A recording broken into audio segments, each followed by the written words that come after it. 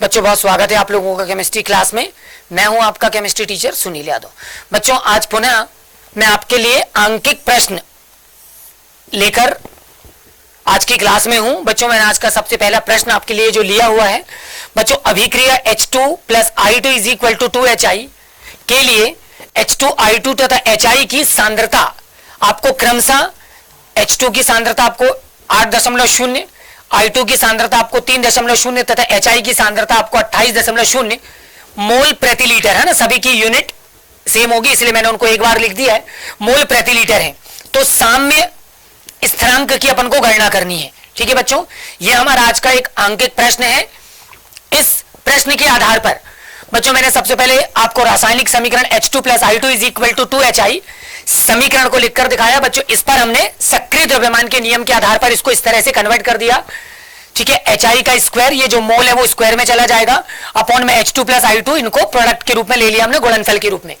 बच्चों हमको HI की सांद्रता दी हुई थी, ठीक है 28, तो स्क्वायर होने की वजह से इसको दो बार लिखा गया है, जबकि I2 की 8.0 थी और H2 की 8.0 थी और I2 की 3.0 थी।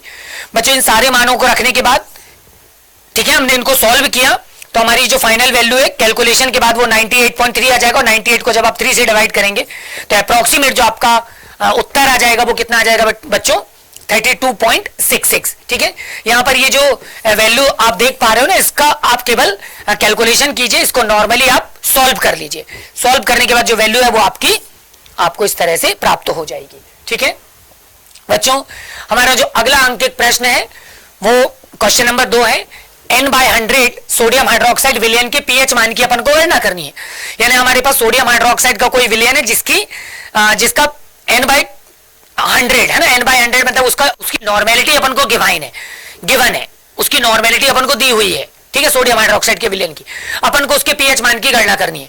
तो बच्चों N/100 अगर सोडियम हाइड्रोक्साइड का विलयन है तो इसमें हाइड्रोक्सिल आयन 1/100 ग्राम पर लीटर और हाइड्रोक्सिल जो आयन का सांद्रण होगा वो 10⁻², ठीक है, ग्राम पर लीटर होगा।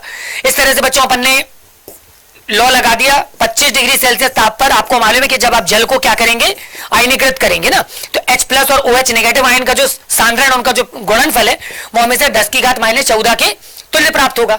अब बच्चों H प्लस और OH नेगेटिव दोनों की जो वैल्यू है वो आपको पहले से दी हुई है, तो ये मान अब आप यहां पे क्या कर देंगे, पुट कर देंगे। जैसे बच्चों आप ये वैल्यू पुट करेंगे है ना, तो इस तरह से हमने H प्लस आयन का सांद्रण निकाल लिया और तो OH नेगेटिव जो है वो उसके अपॉन में लिख दिया। फाइनली OH नेगेटिव की वैल्यू हमको दी हुई थी, हमने 10⁻², इसको सॉल्व किया तो यहाँ पे 10⁻14 और 10⁻² इनको सॉल्व करेंगे तो ये वैल्यू कितनी आ जाएगी बच्चों, 10⁻−12।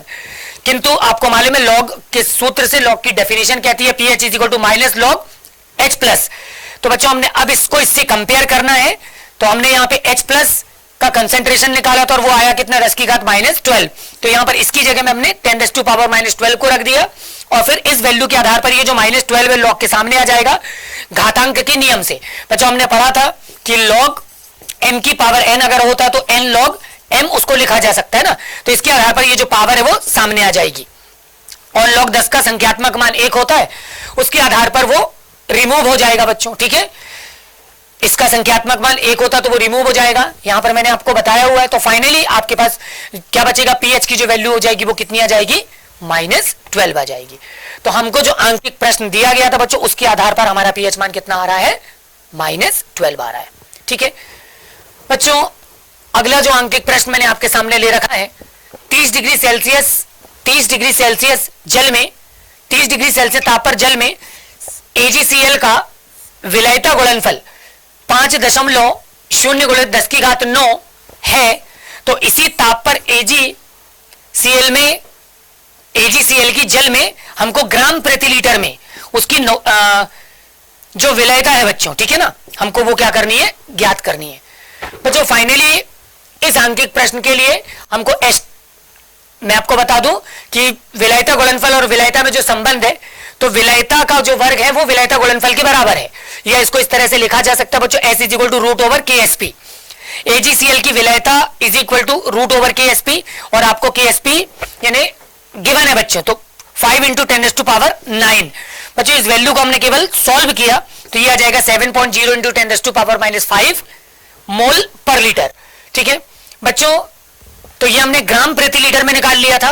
अब हमने क्या किया, उस वैल्यू को यहां पर देखिए, ये जो वैल्यू हमने निकाली इस वैल्यू को अब हमने किससे गुणा कर दिया बच्चों, 143.56 ग्राम पर लीटर से उसको गुणा कर दिया।